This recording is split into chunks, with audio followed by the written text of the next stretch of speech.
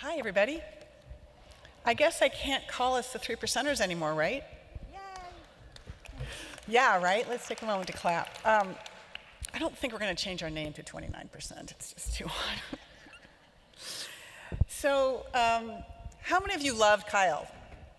Right? Wasn't he awesome? And who's that adorable, was it Tibby? Is that right? Shout out to Tibby, what courage. Nervous as hell being up here, right? So Kat and I did a little Kyle journey a while ago, a little over a year ago. And our thought was, wouldn't it be amazing if we could figure out a way to truly, truly assess agencies for gender friendliness, gender equity? What could we do and how could we do it? And as you heard, we did it not because we just wanted to put some stamp out there. We really wanted to understand where are the best places to work. Brands. Who's a brand in here? Who are some of our amazing brand sponsors? Twitter, Facebook, all you amazing. Adobe, are you guys here? Are you in the house? Nice, there you are. Right. You asked us, and you ask us all the time, where are those agencies that are doing it right? Who was going to help us connect best with our customers? We were getting those questions. We get them all the time. Talent, all of you, raise your hand, shout out, you are you, right? You reach out to us all the time. I really want to have a great career. I really want to thrive. Where can I go? And agencies, you've been saying to us, we really want to do well. We want to get this right. We don't know how. What do we do? So we decided to figure that out. We took our research, the What Women Want from 2015, the Elephant on Madison Avenue in 2016, the Where We Stand survey we just completed, and then we also compared that to other data and insight. And we created what we call our 4 framework of analysis. And it looks at these 4 things: female leadership, opportunity for advancement, respectful depiction of work, both on the client side and in terms of how the agency presents itself, and finally, equality of work, wages, and policies and programs. So then we went out and we invited agencies to participate. And here was what happened. A lot of the agencies said, look, I think we're going to fail. I'm afraid to do this. And our answer back was, awesome! Join us! Go through the process. This isn't about getting a stamp. This is about learning about your agency, learning about what's happening, how you can do it well, what are best practices. And if you actually do meet these key benchmarks that we established in our 4 framework, then you'll become certified. So let me tell you, I was, that moment when you kind of dream something's going to happen, that moment that Kyle was talking about. When Kat and I conceived of this idea and we were kind of creating it, my and but was, yeah, but no one's going to do it. No one's going to have the courage to step up and do it. Well, I'm really thrilled to say that a handful of agencies did. And more importantly, I'm thrilled to say a couple of them actually passed. Video, please. Hello? Video?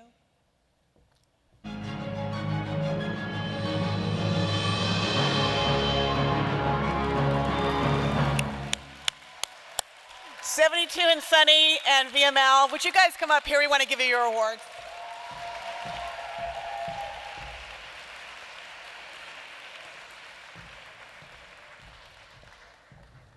Come on, people. Let's see. Can we get some light over here, too? 72 and Sunny, you guys can be here. VML over there. VML, you guys come on over here. Well, you're so cool. You guys want to know where to work? Right? Congratulations. So proud.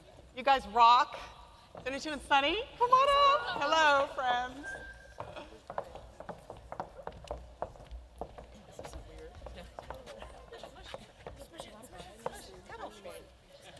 72 and Sunny.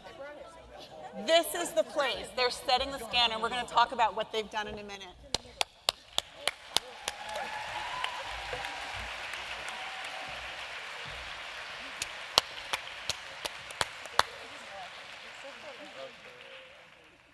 Did we get our photograph? The moment's gone. All right. We're going to sit down and we're going to find out what they're doing right and what the process was like for them. Yeah, thanks, guys. Thank you.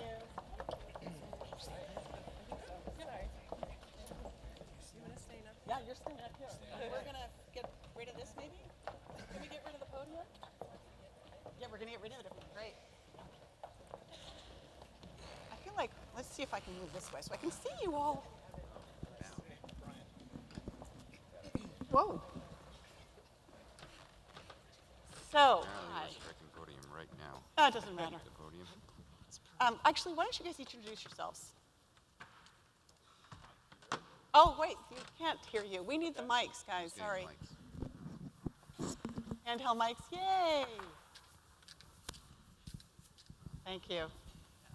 Okay. Yeah. Introduce ourselves? Yeah, please. Hi, my name is John Cook. I'm the global CEO of VML. And hi, I'm Debbie Van Dieven. I'm the global CCO at VML. Oh, you've got one. Okay. Hi, I'm Evan Schude. I'm the COO and a partner at 72 and Sunny. I'm Brian Rolls. I'm a partner in the ECD of the New York office. So, look, when we first reached out to you guys and said, hey, we're thinking about doing this, you want to join the journey. It's going to be a beta. We're going to learn together. I'd love to hear sort of each of you share what your thoughts were about it, what made you hesitant, what made you want to do it. Sort of, maybe John, you could start. Sure. I think you described it well when you introduced it, that it was, you really have to put yourself out there. And it wasn't an easy decision at first because you do realize when you see what you're going to go through that you're going to put yourself out there, have to have a lot of vulnerability, a lot of exposure. And I remember as a leadership team talking about whether we wanted to do it or not. We said, let's just do it because just think of the things we're going to learn. It'll be amazing. And then you find out what you're going to learn. And you're like, maybe that's not so amazing. Kind of, this is scary. Can we turn back? No, I'm kidding. But it was, the thought process was if we've ever tried to get better as an agency, creatively, technically, throughout our history, we had to look in the mirror and look at how poor we were at some things, how good we were at some things. So this is no different than that. We have to throw ourselves into it. We did. Yeah, I love it. Yeah. And Evan, I think you said the same thing to me pretty much, right? Yeah. Yeah, I mean, I think for us, you are very vulnerable. You don't know what you're going to get back, but our company's mission is expand and diversify the creative class, and we can't get enough data about how we're doing, and to have a third party come in and give us the hard data, some good stuff too, luckily, but I think also stuff we can learn. We can't get better if we can't keep learning and keep looking at that. And our Chief Talent Officer, Sadef Onar, who wanted to be here, couldn't be here today, huge shout out to her, is a huge driver of this at our company and making sure we all own it, and we have to all be accountable, and this was a great process to really hold us accountable for it. So what were some of the kind of big, kind of key things that you learned that maybe you guys could share at 72 and Sunny? Yeah. I'll start, Bri. All right. I mean, a big one for us was I think we have some great initiatives and programs we've put in place, but no one knows about it. So we have more of an internal PR program. So we have what I think is a pretty good new child or new children leave policy of 6 months for primary caretakers. Woo! But we have young women in particular at our company. I mean, primary caretakers can be women or men, obviously, but young women who don't know about this.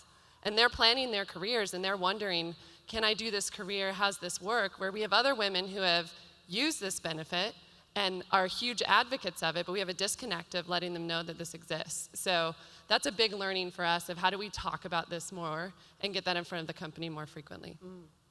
How about you, Debbie? What was? So being a female CCO, I have to be honest, I was actually probably more worried about doing this than a lot of other people.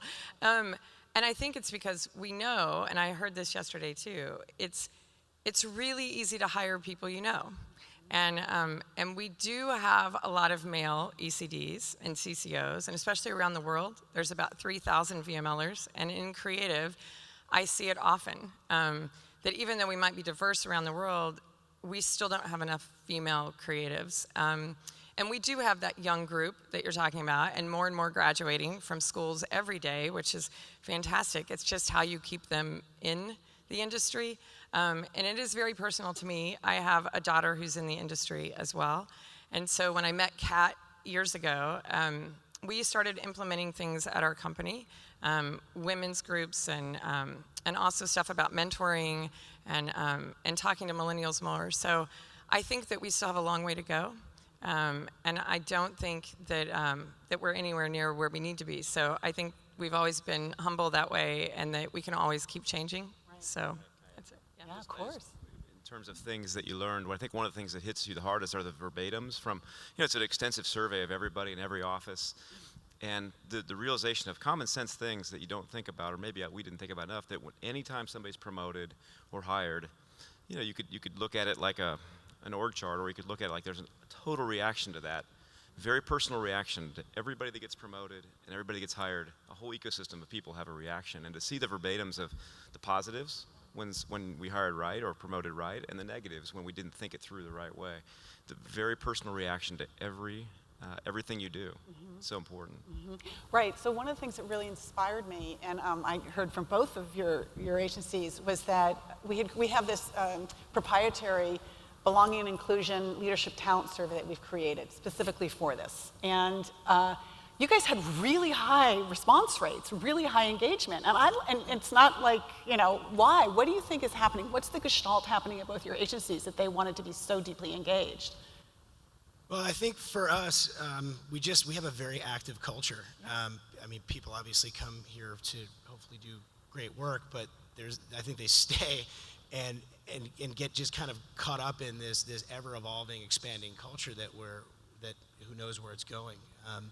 At the heart of that is a layer of transparency between leadership in each office and global leadership, and also with people back. So there's always good cultural conversations happening in the place, like take a minute, where do we want to take this thing? So I think we were really proud and happy to see so much participation, but not just participation, very considered participation. There was feedback, but it was very constructive, and it was like, hey, maybe we just did this a little differently, or maybe we need a program for this, or a mentorship program for that. It really was, I think for us, eye-opening, and really, obviously, it goes without saying, super important to people, because it was so considered. Yeah. We were really impressed by how many men participated. It was, to us, a real message that they wanted to be engaged. What we did is we went out to agencies and to many of their offices and actually did one-on-one, not only did the survey, which we had really high percentage of men participating, but also the men participated in the interviews. And the thing that came back to me was the real message of, I want to be a hero, or not, I want to help, I want to be a solution. What's the solution? Are there things specifically that you guys are going to start doing now this, or are you still waiting to figure this out? It's all new, right? So what are the things specifically you're going to be doing? I know you guys are actually making some very policy changes. Yeah, in terms of things we're doing coming out of this, yeah, a lot of. I think one of the things we're in process is expanding maternity.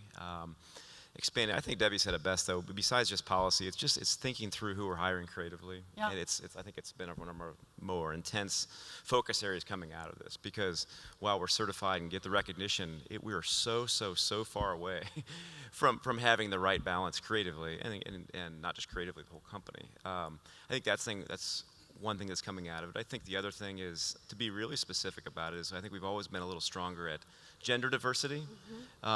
But we're poor at racial diversity, and there's a lot of gender focus. But I like the name of the conference, it's beyond gender, and that's an area we really have to focus, and not to give up on gender, but we really have to expand on racial diversity, and that's not something specifically coming out of this, I guess, but this was a reminder of that. And it was amazing because, yes, we surveyed also around racial and ethnic diversity and LGBTQ, et cetera, and parenting, actually, my thing. What we didn't have a lot of response rate from people that weren't Caucasian. And my question back was, why not? And the answer is because we don't have enough of them. And the answer both of you guys told us, is we're going to make a change around that. So that's so powerful. And so the data speaks, right?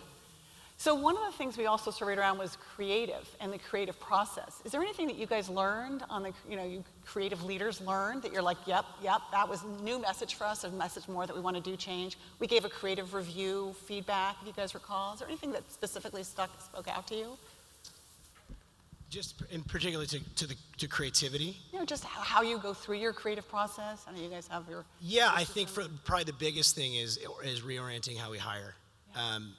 hiring for potential versus hiring the expected people. You have, which of course there's got to be a balance, but look beyond the website and the 3 big campaigns to, are there people out there who may have not had the opportunity yet to do those big campaigns, and can we provide it? So we're going through a process now of just reorienting how we look for people, really based on bringing, the more diversity we bring into the company, the more creative collisions happen, because everyone's coming from a different place, different sensibility, different geographical location. It really will and has proven to make the work better, which ultimately better creative products. So that's probably the biggest thing we're doing right now is that reorientation towards how we look for hires, not just based on what they've made, but what they could potentially make. I actually, a little bit different at VML is creativity isn't just with creative. So the way we look at it is we have very creative tech, and our channel department is fantastic. And so our teams are actually more diverse when you think of the process instead of just thinking a creative department. And I know everyone tells you good ideas can come from everywhere, but when you really are doing a connected consumer experience, it does take different talent to do that. So we look across that. Matter of fact, some of you may know we do Wendy's work, and our community manager is very talented. He's a stand-up comic. So he's not your traditional creative. He's just the voice for Wendy's, and he's fantastic at it. So I think we'll keep doing more and more of that. I think women in the room are extremely important and I know everyone knows this, juries are getting closer to 50-50 in most places. And I think I heard that on the panel yesterday. I do believe the work comes out different at the end of a process when there's women putting their voice in the room.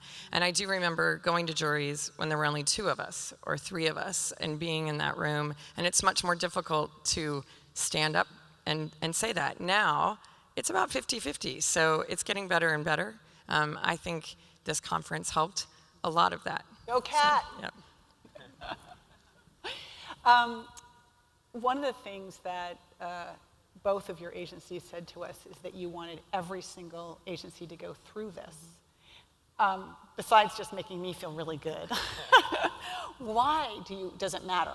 I mean, a lot of them may not pass, so why does that matter? Yeah, I'll jump in and then hand this, you guys can. I actually hope that it helps us too, that people look at VML and think, they do great work. They've hit a lot of different points. They're a large agency. They still feel small, but they really care about their people. And I honestly believe if other agencies do this, we'll change the industry together. So I would love to see more agencies do this. I would love every WPP agency to do this. Yeah, so we'll keep pushing that. So. I mean, for us, we're data junkies, right? The more data we have, the better we understand how we're doing.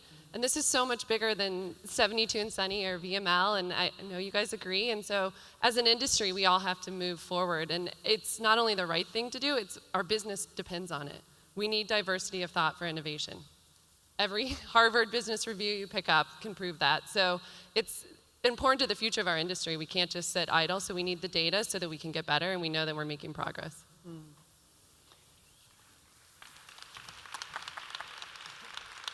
Is there anything else you guys want to say? Sorry, I'm going to follow the clap. I think there's also a thing just jumping in, provide some scale to this. And even if we hadn't passed, we learned so much from this exercise. I think all of it, we just were blown away by results, by the considered feedback.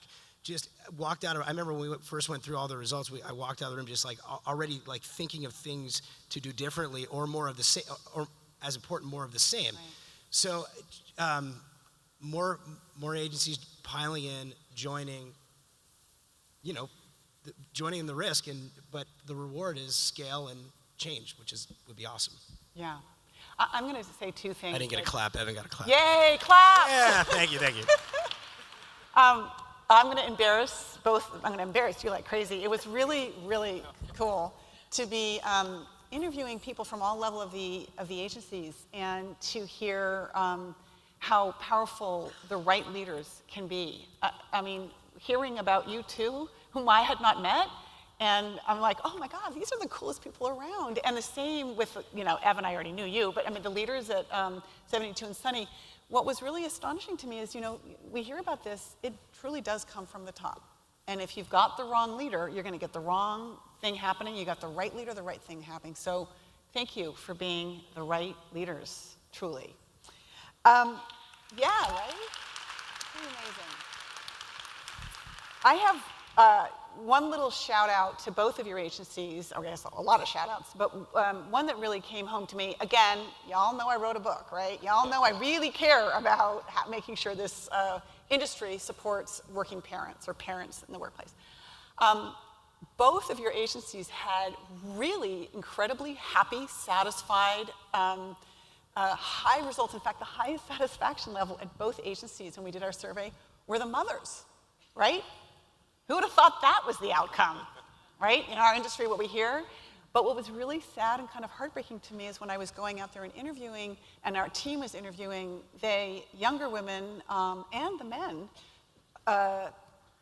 who didn't have children said, I can't stay in the industry. I can't do this. What would you guys say to them, please? Because it sounds like there's some internal PR, but some industry PR we need to be doing. Thoughts? Yeah, quickly. But I think we're very conscious of setting an example because we're all parents. I think most of our leadership team, if you're talking about from a leadership team, are parents and parents of lots of kids. And we talk about it all the time. We're out there traveling, but sometimes we have to stop and say, we're out here at LaGuardia at 2 in the morning in a rain delay, and our team, and it's kind of painful. You realize, well, people are looking at that and realizing I can't do that because how can I be a parent if that's what it takes to sit at LaGuardia at 3 in the morning on a pitch night, and all this stuff, making up the example. But the point being, that's when we stop and you're sitting there at 3 in the morning going, this looks bad. We can't, if we don't stop and set a better example ourselves, then then how can anybody look up to you or around you and possibly think they could be a parent? Yeah. And so I think it starts with all of us trying to have that balance. Right? So we got to keep working on it, though. Right. All right. I'm just hoping there's not a delay at LaGuardia tonight, or it won't be. Exactly.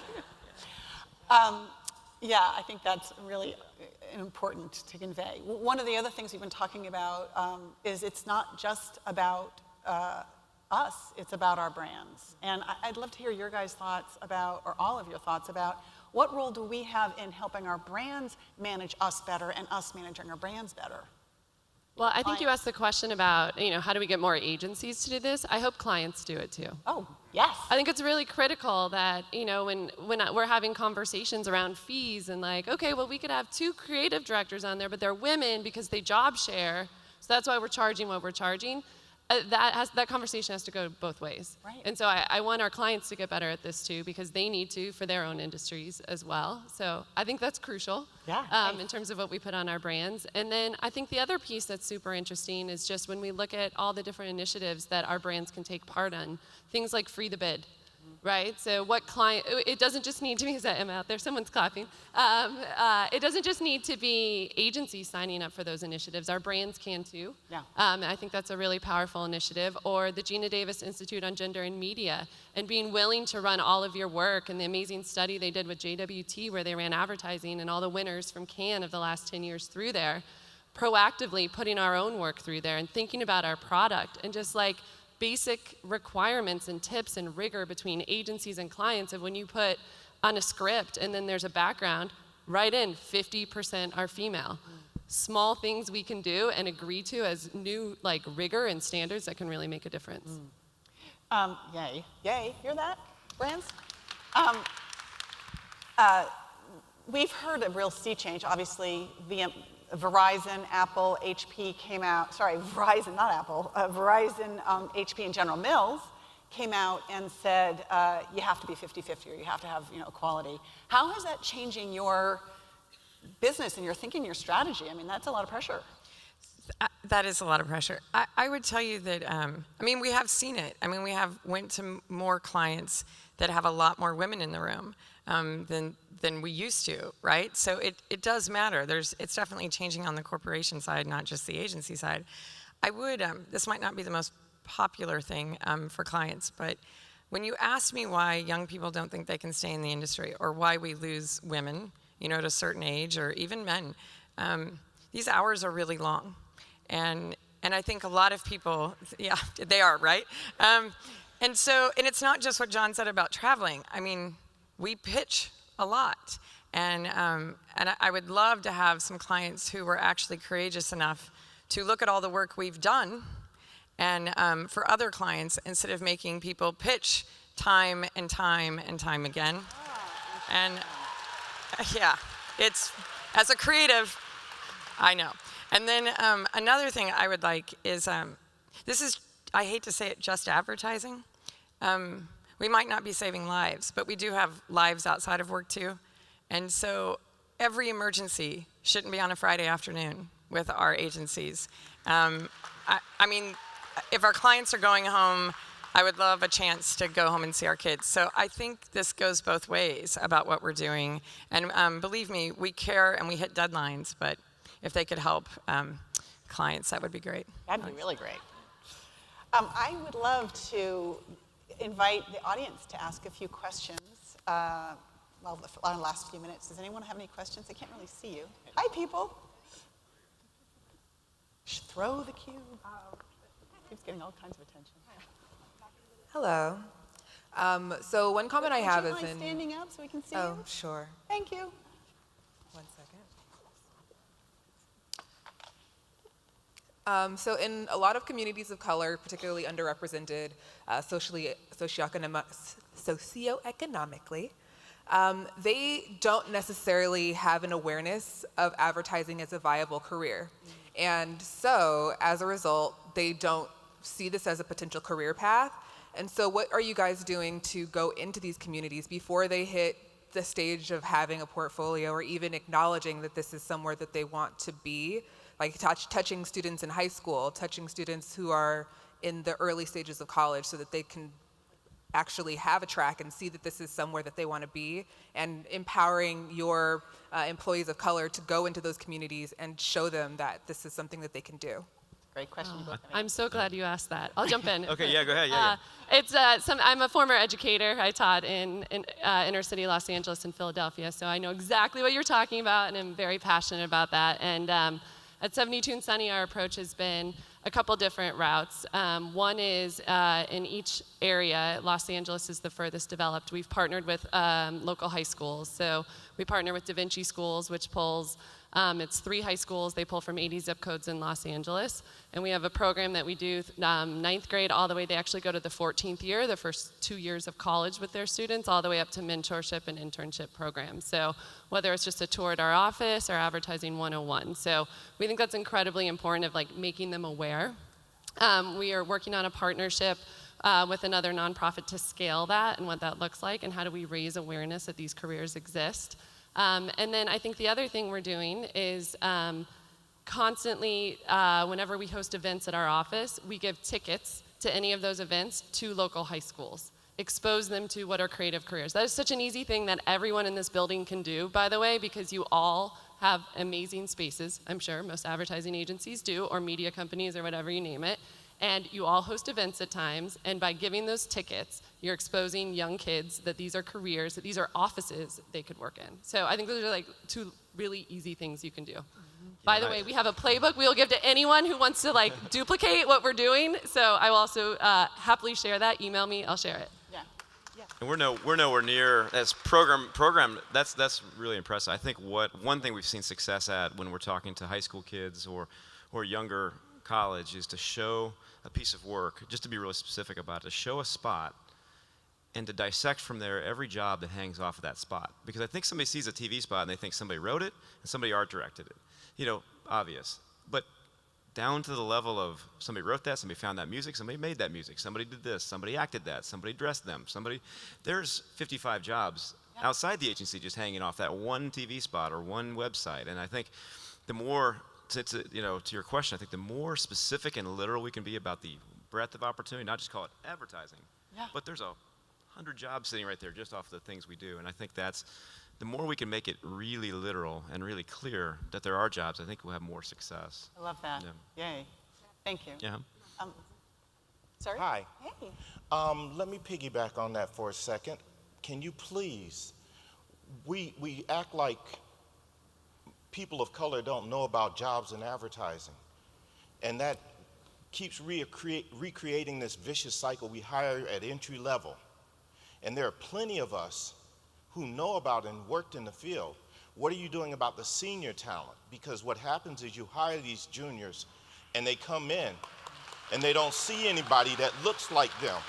I mean, I'm gonna be the bad guy in the room. You had all these folks on stage, but there are no senior black creative directors, executive creative directors. You know, I can name them for you if you want. But the thing is if you're not recruiting senior talent, there's no pathway that these young people see. There's no advancement. You get a couple of people at Wyden or at Chiat, and everybody's fawning over them. But when we look at all these agencies, the body of our employees, it stops at mid-level. So how do you address it with the senior level where we do know about advertising? Lord, I've only done it 25 years. So you're asking, I think, two really important questions that are kind of woven into that, which is the depth of ageism in our industry, right? And couple that with ageism if you're a person of color, and particularly black man in our, black man of 45 in our country, right? So what's our answer to that? Yeah. So let me take this one. You guys can jump in just a second. So as you know, it wasn't too long ago that there were hardly any women. There's 3%. So I definitely have felt the pain that everyone is talking about. Honestly, I'm gonna bring up another topic. So we have a good size office in New York, and we have one in Seattle. So let's talk a little bit about the East Coast and the West Coast here. We honestly can get probably more diversity in those cities. And I don't know if you guys know this, but Kansas City is where VML started. So we're in the Midwest, about 600 of us there. And I do have some black creative directors. But I'm gonna tell you it's very difficult in the Midwest. And we don't get a lot of people applying for jobs. We have an office in Arkansas, we have an office in Dallas, we have an office in Ohio. So I'm gonna throw out the fact that there is some issues across the United States that we're seeing, and jobs might be open and people don't wanna move to where we live. So, you can apply. Ronnie Felder and Gades, who's actually our inclusion leader, you can definitely apply to our company, but we also ask that people be willing to make moves to places that they weren't necessarily thinking about. Yeah, I think our recruitment team and our talent team is out there looking nonstop for diverse talent leaders. So if we haven't contacted you, contact us, because we'd love to talk. They're sitting up front over here. But I think at the same time, I really look at it as you have to look at both angles, because if we hire a black creative director from Wyden, that doesn't solve our problem. There's not more black creative directors in our industry now because of that. So I think we really are looking at it from two different angles. We know we need senior leaders of color. We know we need women as senior leaders, women senior leaders of color. The list goes on, right? But we also know we need to grow talent so that there are more leaders in 5 years and 10 years. So I don't think we can separate those two things. Yeah, just to build on that, obviously having a diverse creative leadership is really important, because obviously people will gravitate towards different mentors. But growing new leaders from within is paramount too. Just making sure that we leave swim lanes open for people to not only develop, create work, learn, grow, impact the culture and the company, and create client relationships. When that happens, facilitate promotions that allow growth from within. Because growing from within versus pulling from outside, it just further makes the culture stronger and more powerful. So, like any good sports team. Can I for a second? Oh yeah. It's important that we do not tell black folks we gotta wait. It's important that we can't be telling black people we have to wait. There are over 200 black creators on the senior level that you're not gonna have to take away from a Wyden, that are already freelancing or out on the fringe of advertising, who are more than capable of doing the job. I know your books. That's a refrain we hear. If I told a white woman, you know, wait 10 years until we can grow you to that position, she would be offended. To say that to us is inherently wrong. And I am offended by it because I have slaved away in this industry for 25 years at white agencies. And everybody's always saying, wait a little while longer. Let's grow them. But when we get to ACD or creative director level, all of a sudden the opportunities shrivel up and go away. There's a reason why. I mean, let's be honest. There's a writer in Louisiana who's the best writer in advertising.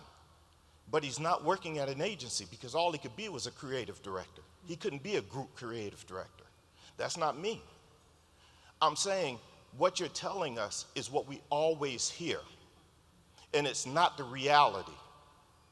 So we need to be careful about that, because what you wouldn't do to white women, please do not do to blacks. Right on.